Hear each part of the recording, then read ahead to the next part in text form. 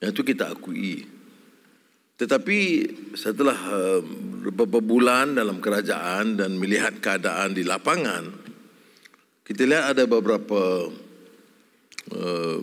hal yang harus diberi pertimbangan oleh kerajaan. Umpamanya keadaan di sempadan, kemudahan-kemudahan, kemudian perumahan, isu-isu keselamatan pegawai, terutama dalam menghalang penyeludupan dan lain-lain. Dan saya nak bagi jaminan saudara, janganlah sekali-kali memikirkan bahawa hal ini tidak dapat perhatian. Kita beri perhatian yang agak serius. Kerana kalau kita mau penguasaan kerajaan ini berkesan, maka perhatian tentang kedudukan mereka, masalah mereka hadapi, itu harus difikirkan dan cuba masalah mereka diatasi. Saya tekankan hal ini kerana dalam mesyuarat Jemaah Menteri sendiri pun, Anthony Loke dan Saifuddin dan juga KSN yang hadir tahu sekali di beberapa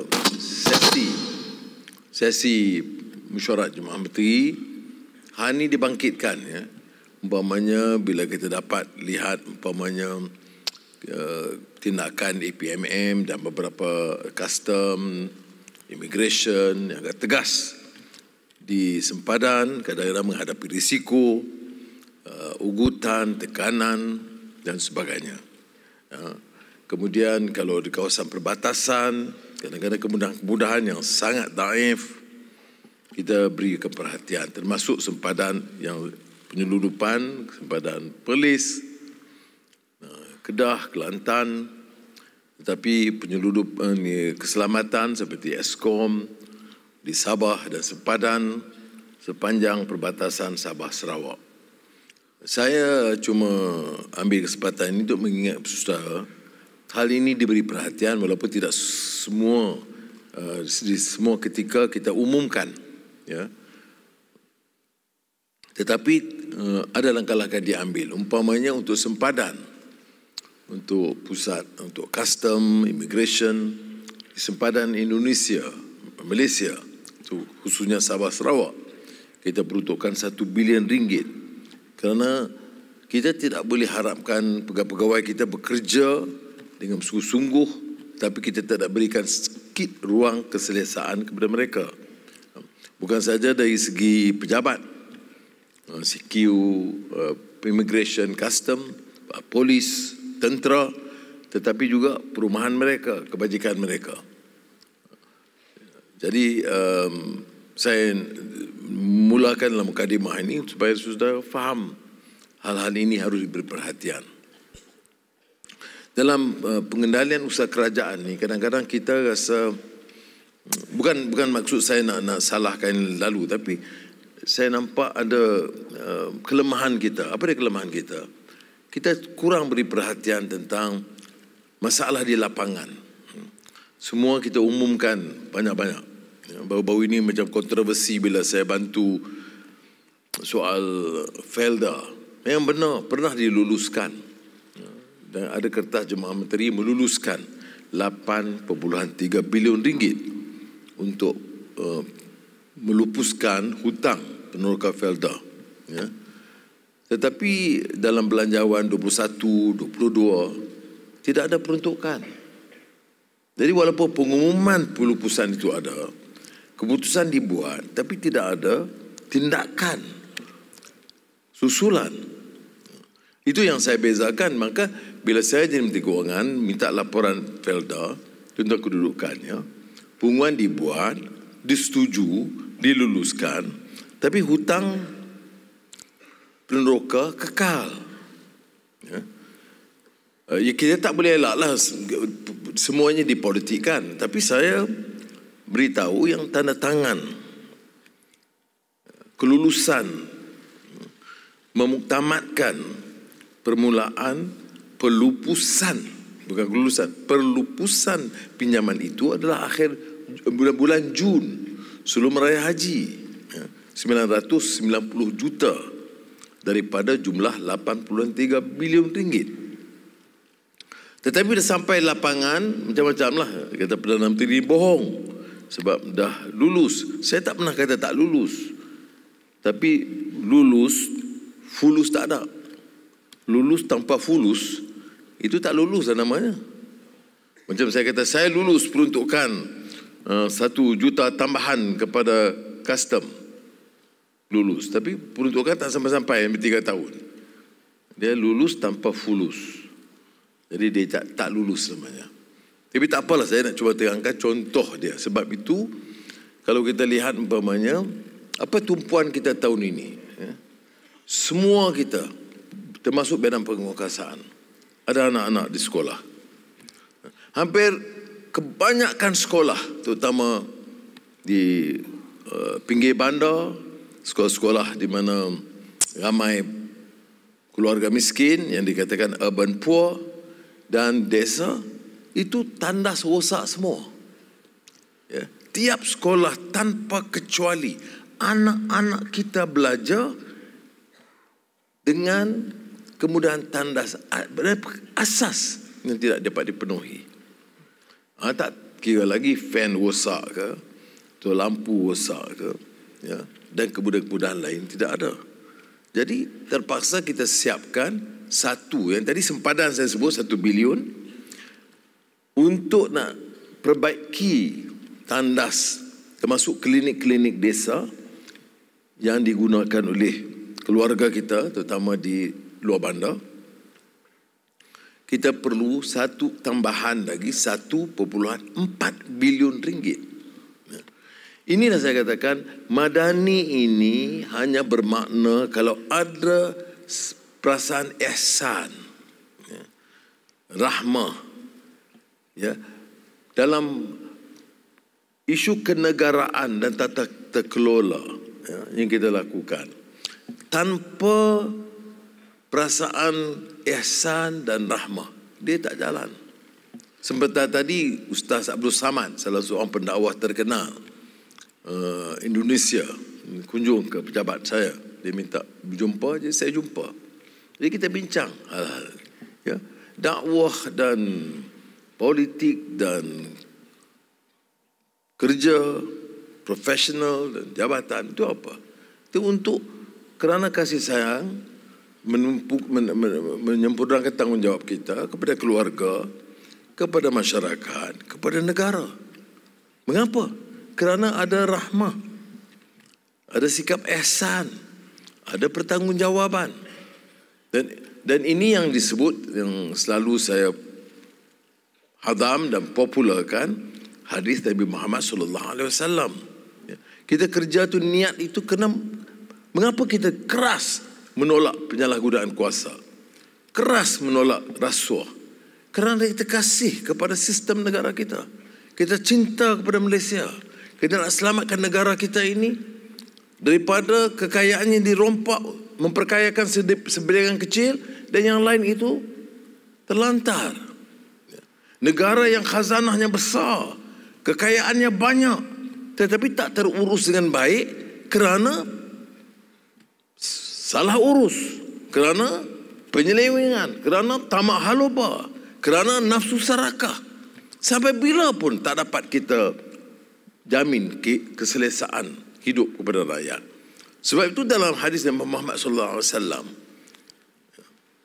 ditekankan tentang apapun usaha dan kerja kita, termasuk penguatkuasa atau menteri-menteri diamanahkan atau ketua-ketua jabatan, irhamu man fil ard yarhamkum man fis sama. Dengan semangat dan hasrat, tunjukkan tanggungjawab dengan kasih sayang kita kepada sesama kita. Dia kasih sayang, irhamu, kasihlah kamu kepada yang di bumi, fil ard. Maknanya keluarga kita, sesama Islam, sesama manusia. Ini sebab tu orang tak boleh ketepikan. Oh, kita kena jaga Melayu saja, Islam saja. Betul. Tetapi kita kena jaga dengan manusia. Kerana irhamu man fil ard itu kasih kepada yang di bumi. kemanusiaan yang disebut humanity, humanitarian ideals, atau istilah Qurannya karamah insaniyah. Allah mengangkat darjat manusia itu. Walaqad karramna bani Adam. Allah angkat darjat manusia itu. Tapi darjat manusia itu kerana kasih sayangnya, kerana kemanusiaannya kepada satu sama lain. Apatah lagi kita ini walaupun Muslim majority, Melayu dan Bumiputera majority, peruntukan perlembagaan jelas pertahankan kedudukan Melayu dan Islam dan hak keistimewaannya dan bahasanya dan raja-rajanya, tetapi dia menjamin keselesaan, keadilan, kemanusiaan bagi semua yang lain. Dan ini kita kena ada keyakinan Islam itu sebagai contoh dengan teladan yang baik.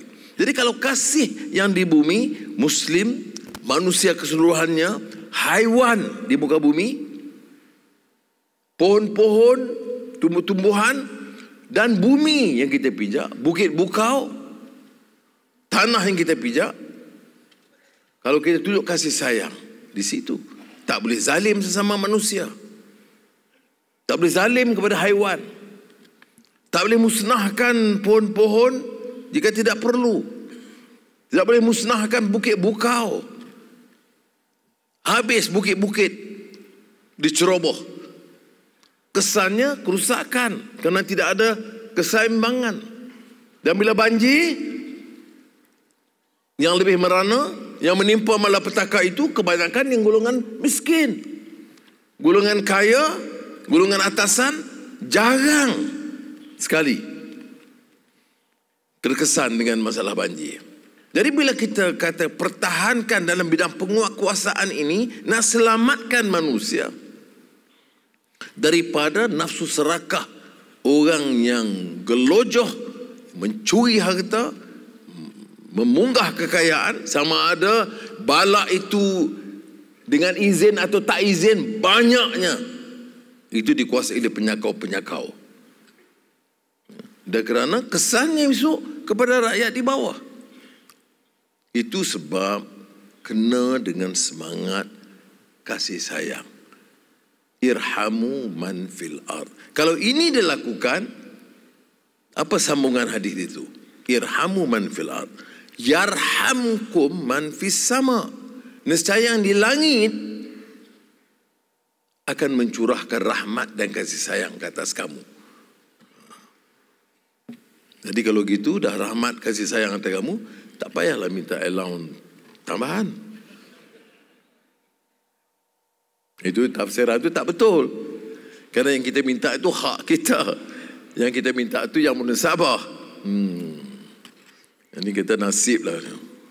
Jadi kalau tunjuk kasih sayang di bumi, nescaya yang di langit, ingat ya, yang di langit, those in heaven will shower mercy upon you. Kalau kita tunjuk kasih sayang di bumi, nescaya yang di langit akan mencurahkan rahmat dan kasih sayang kepada kita. Jadi saya tekankan hal ini kerana kerja kita tak boleh terlepas begitu. Ya, kita tak boleh lepas. Umpamanya badan penguatkuasaan ini dipantau. Kadang-kadang mendapat liputan yang sangat negatif. Media dan orang-orang kritik dia lihat daripada 10,000 kerja yang baik yang sudah buat, kadang-kadang tak tercatat dan tak terlapor.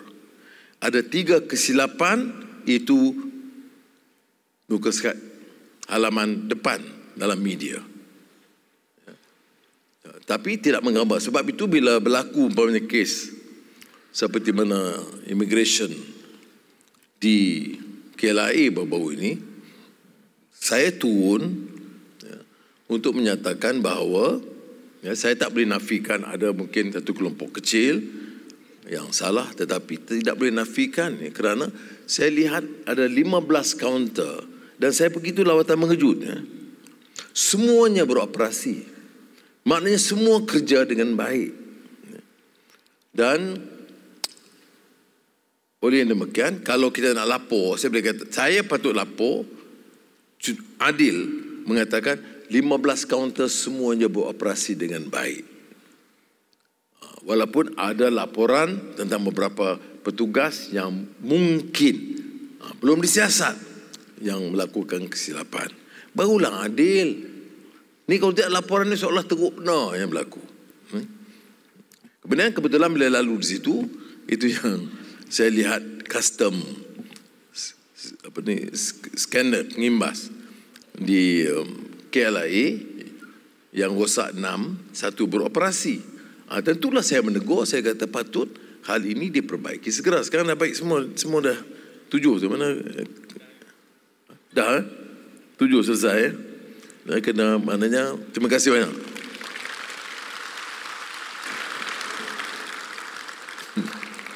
Banyak KSN, banyak Perdana Menteri kena melawat tiap minggu lah. Nah, terima kasih. Kebetulan, ya. Tetapi kerja-kerja yang lain, pegawai kerja seperti biasa dengan baik. Ya. Jadi jangan laporan itu, walaupun memang kesalahan saya selaku Menteri Kewangan dan Perdana Menteri tentu tidak puas hati, ya, kerana perkara kerosakan itu sudah lama. Ya. Tetapi saya tidak adil kalau saya membuat satu kenyataan umum yang melibatkan seluruh custom. Itu sebagai contoh, ya. Jadi saudara-saudara janganlah sangat tersinggung. Kita jalankan tugas, masing-masing ada tugas. Asalkan kita dengan niat ikhlas al-amal lillahi ta'ala, mendapat rezeki yang baik dan tahu ada beberapa kelemahan dan kecuaian yang harus dielakkan. Jadi itu sedikit pengalaman kita. Tapi seperti mana yang saya sebut dalam mukadimahnya tadi, ya, dalam semua hal pengalaman kita, saya nak tekankan bahawa saya berdiri di sini untuk memberi pengakuan, jaminan saudara. Kita ambil berat. Dan sebab itu bulan lalu saya umumkan, ya, tentang kadar gaji upah penyewa awam. Banyak orang kritik. Dia kata penyewa awam terlalu ramai. Dia tak betul. Faktanya salah. Sebab apa? Malaysia saja di mana kita ukur penyewa awam keseluruhannya, termasuk askar, polis, bahagian perubatan, guru, dalam kategori penyewa awam. Di setengah negara tak dimasukkan. Penyewa awam ni penyewa awam. Profesion perguruan lain.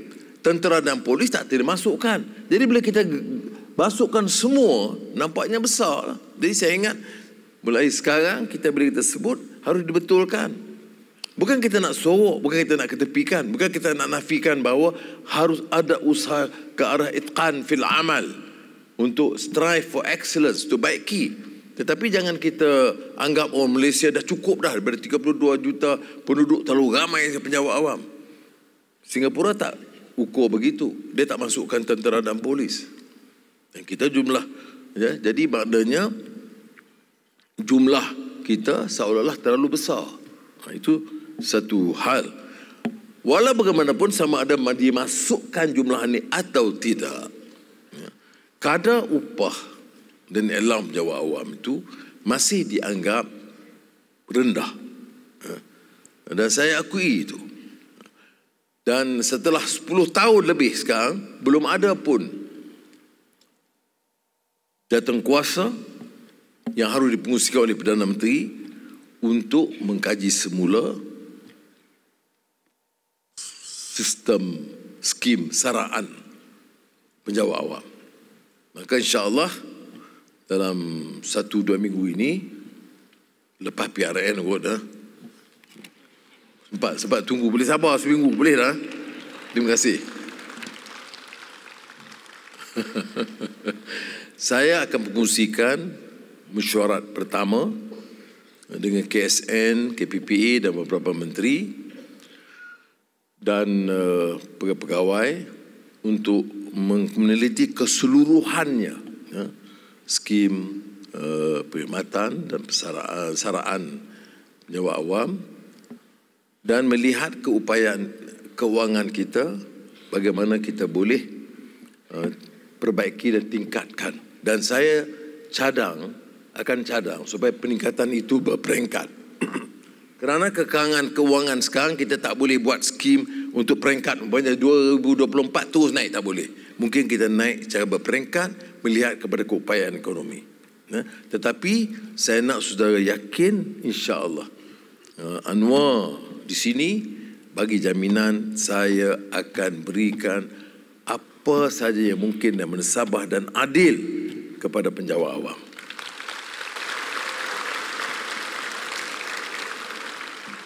Dan sebaiknya dalam, tak apalah, tak payah tunggu PRN. Saya buat sebelum tu.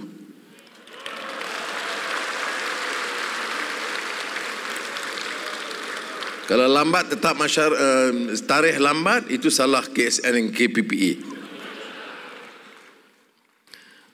Tapi rasionalnya, pada orang kata Anwar ni populis, pergi sana umum, pergi sini bagi allowance tambah. Saudara, baru ni saya umum 200 juta ringgit untuk rumah tentera. Saudara, perumahan tentera itu dalam keadaan yang teruk. Kita warisi dah puluh tahun. Macam tandas lah. Saya tak boleh tunggu. Rumah tentera. Tambah Eskom, Lahad Datu. Saya beritahu kepada saudara Saifuddin, saudara Tuk Mak Hassan, kita bagi keutamaan. Orang kerja dalam tempat lubuk teruk tu. Kemudian perumahan dia teruk.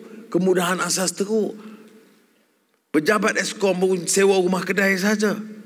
Jadi salahkah saya kalau saya luluskan segera beberapa bulan yang lalu 200 juta ringgit untuk baiki segera perumahan tentera.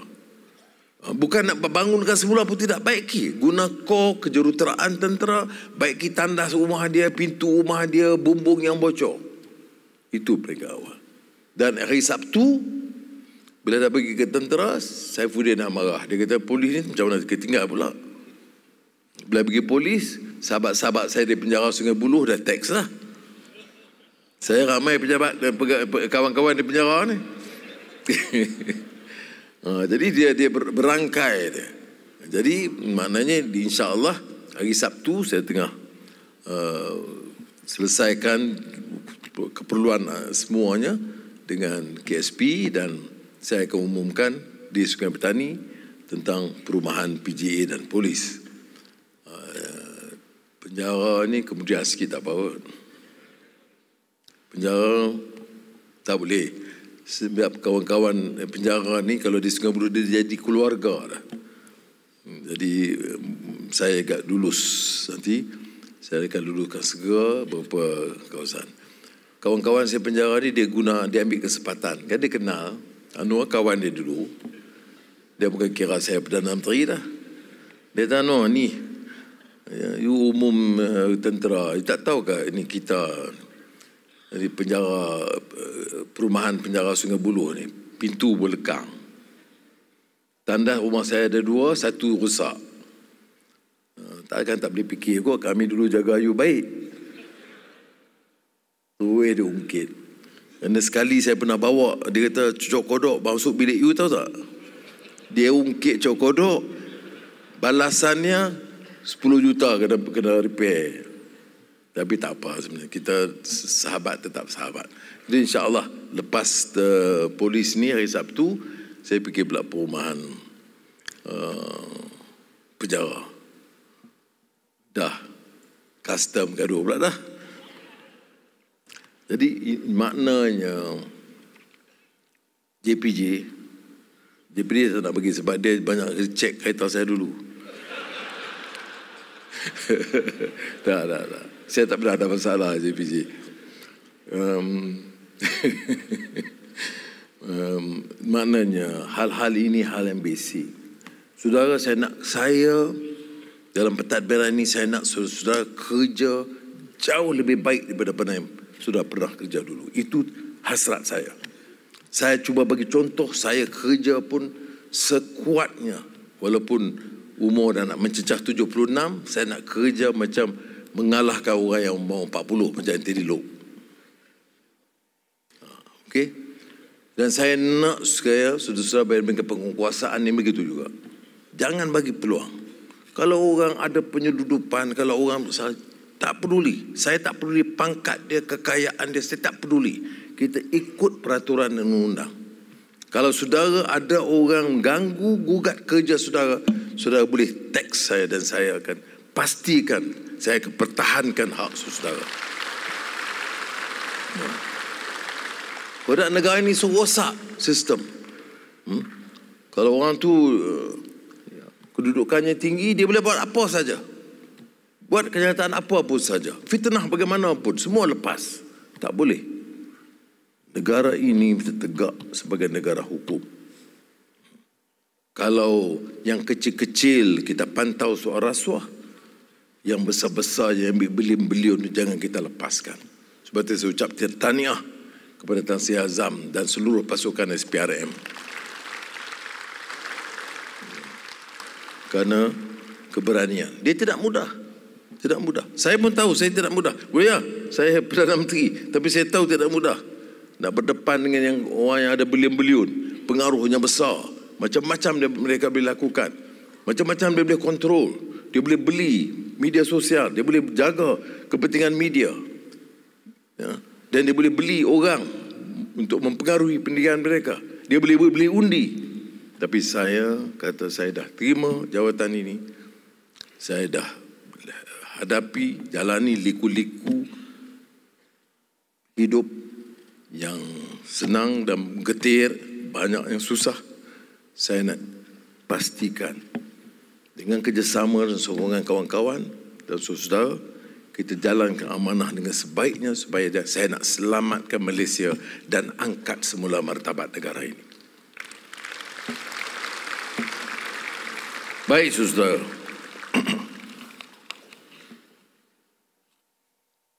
Kita nak perkukuh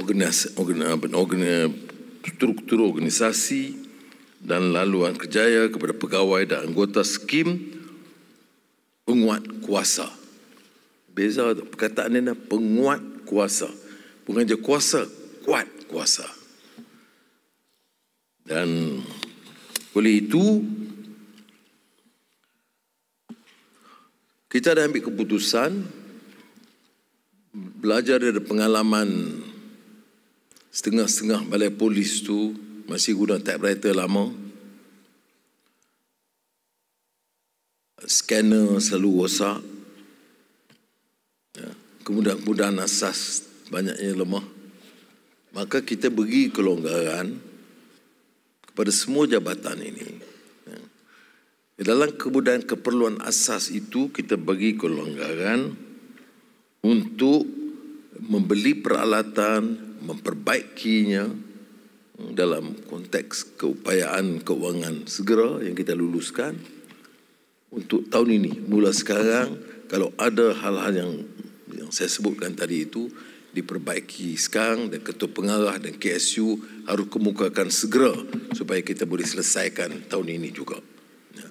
Janganlah pula sampai tak boleh buat kerja kerana kemudahan asas ini. Yang ketiga, ada yang bangkit soal allowance pakaian seragam bagi kumpulan pengurusan dan profesional,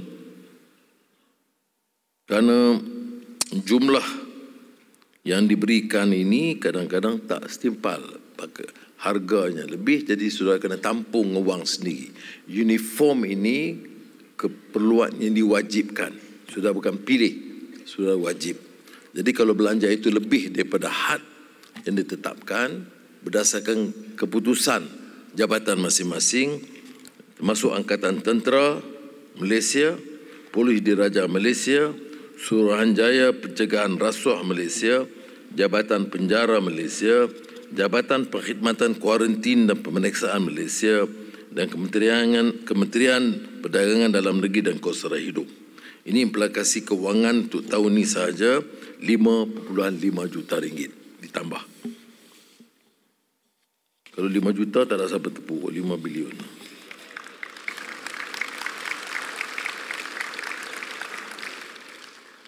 Tetapi ini banyak pandangan saudara, kelengkapan ini bagaimana kita boleh perbaiki. Ada bahagian penguatkuasaan yang mengutip dana yang besar, LHDN, JPJ pun ada. Yang besarnya custom.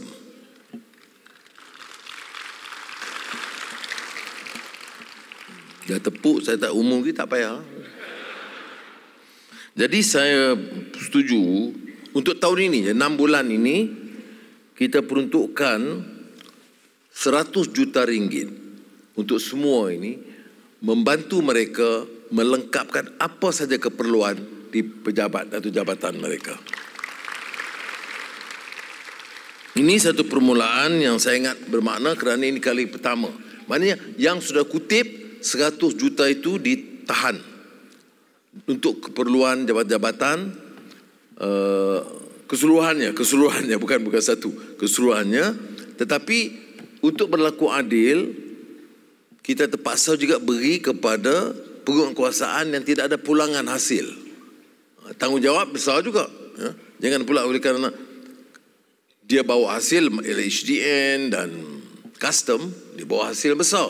Ya, tetapi bahagian lain yang tidak membawa hasil juga, kita pastikan supaya ada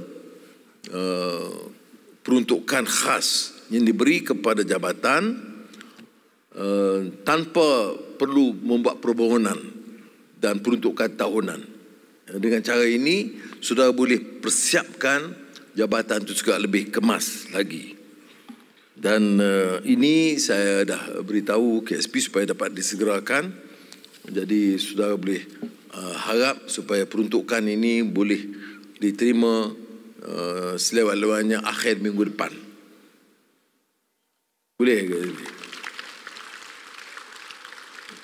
Sudah tahulah jabat kerajaan ni, kalau saya tak bagi target, dia bagi akhir November lah. Jadi sebab tu saya kata akhir minggu depan, hari Jumaat depan, esok Jumaat, hari Jumaat depan, peruntukan mesti sampai kepada semua pejabat-jabatan berkenaan. Kalau tidak, sudah lapor kepada saya. Boleh ya? Baik. Jadi itulah saya nak sebut untuk kali ini, dan saya sekali lagi tekankan saudara, kita punyai cabaran besar dalam negara kita. Kerana kita warisi keadaan hutang negara terlalu tinggi, 1.5 triliun. Defisit 5.6%. Tetapi berita baiknya apa? Suku tahun pertama, pelaburan tinggi, 71 bilion ringgit.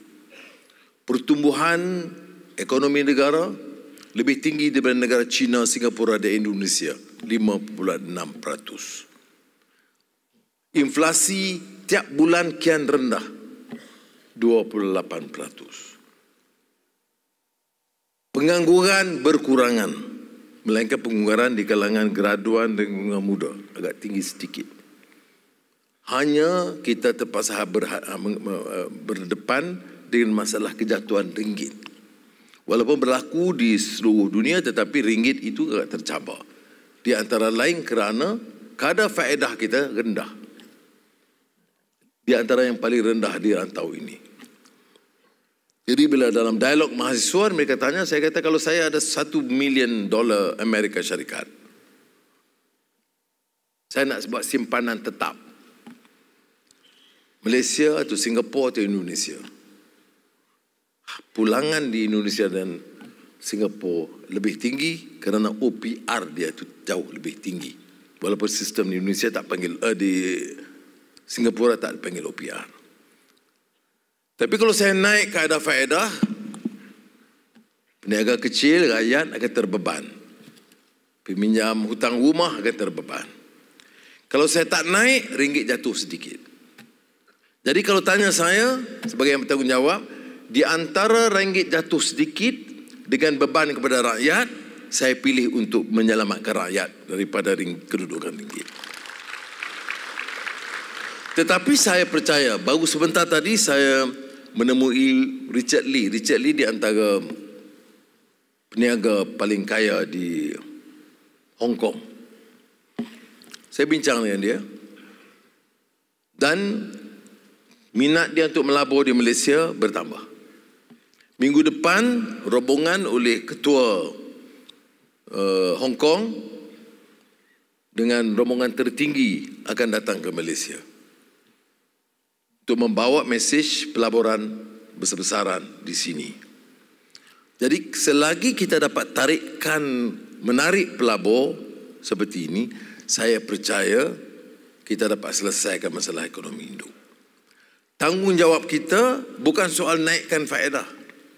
Tanggungjawab kita pastikan negara ini diurus dengan baik, elak daripada penyakau-penyakau daripada meragut kekayaan. Saya tidak sebut ini sebagai satu agenda mainan politik.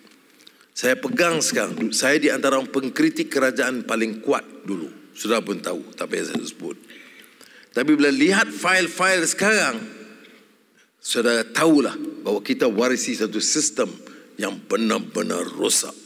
Kita angkat pemimpin-pemimpin, sama ada namanya Parti Melayu atau Parti Islam atau Parti pelbagai kaum, lebih ramai yang gunakan kuasa memperkayakan diri, keluarga dan kroni mereka.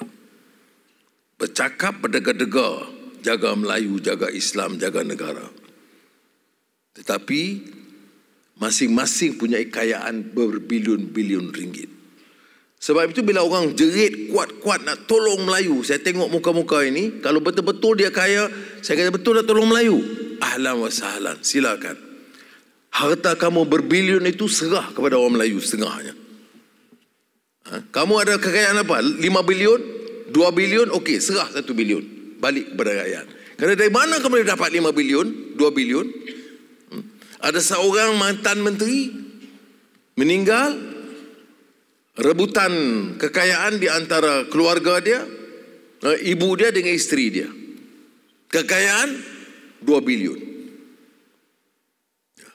Ada orang dengan catatan punya bank di luar negara, munggah kekayaan begitu banyak. Ya, kalau nak berjuang untuk rakyat, pulangkan balik kepada rakyat.